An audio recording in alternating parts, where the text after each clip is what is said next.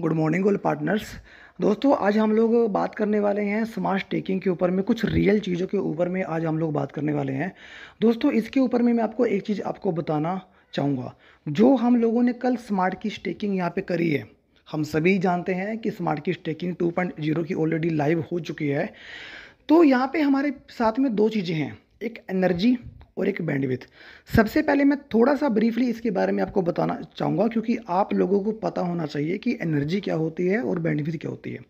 दोस्तों एनर्जी हमारी कंज्यूम होती है जब भी हम रिवॉर्ड को क्लेम करते हैं।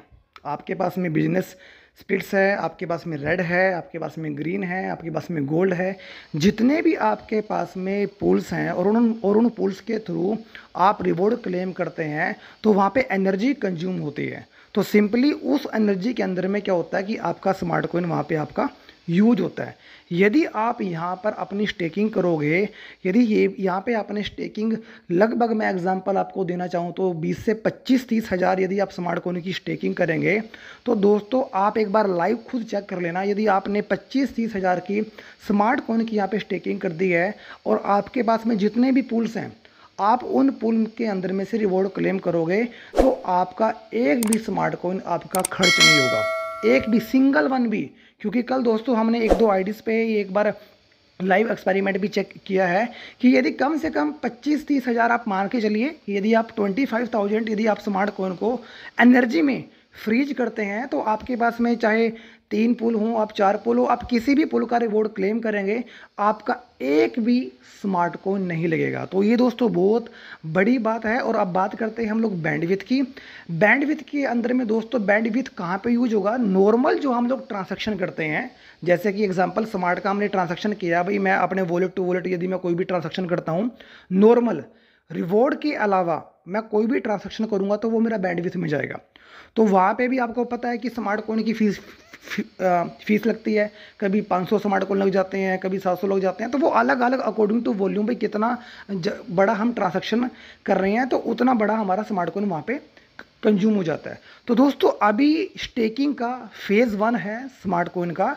एनर्जी के अंदर में आप कोशिश कीजिए कि लगभग 25 से 30 हज़ार स्मार्ट कॉइन को फ्रीज कीजिए और आप फिर वहाँ पे रिवॉर्ड को क्लेम करेंगे, आपका एक भी स्मार्ट कॉइन आपका खर्च नहीं होगा।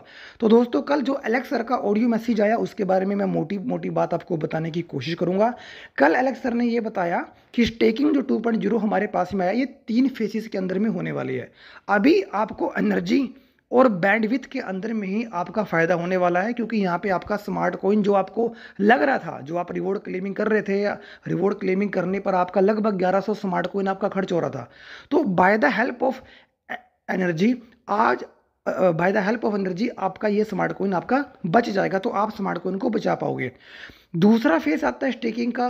क्या? दूसरे फेज के अंदर में आपको स्टेकिंग पर आपको स्मार्ट कॉइन मिलना स्टार्ट हो जाएगा।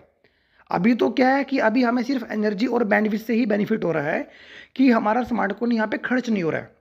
लेकिन दूसरा जो स्मार्ट का स्टेकिंग का फेज़ आएगा वहाँ पे आप लोग स्मार्ट कॉइन को अर्न कर पाओगे।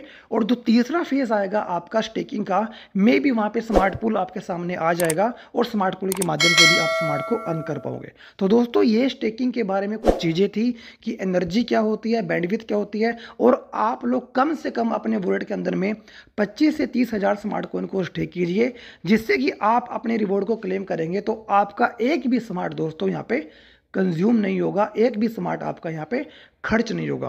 और दूसरा दोस्तों एक मोटी बात और आपको बताना चाहूँगा, जो खासकर रेड स्पिरिट्स वालों के लिए, जो एलेक्स सर ने कल हमें बात बताई कि कुछ हफ्ते का काम और बैलेंस रह गया है, मे बी रेड स्पिरिट्स वालों को एक अच्छी गुड न्यूज़ सुनने को मिल सकती है। तो दोस्तों ये सारी चीज़ें थी, क्योंकि कल स्टेकिंग के ऊपर में कुछ चीज़ें हमने लाइव करा, तो हमने एक एनालिसिस हमने ये निकाला कि यदि 25 से 30 हज़ार आप अपने स्मार्ट वॉलेट के अंदर में कॉइन को स्टेक करेंगे तो आप रिवॉर्ड ईजिली ले पाओगे, और आपका स्मार्ट कॉइन यहाँ पे जो 1100 स्मार्ट कॉइन आपका लगता है एवरी रिवॉर्ड पर, तो ये आपका नहीं लगेगा।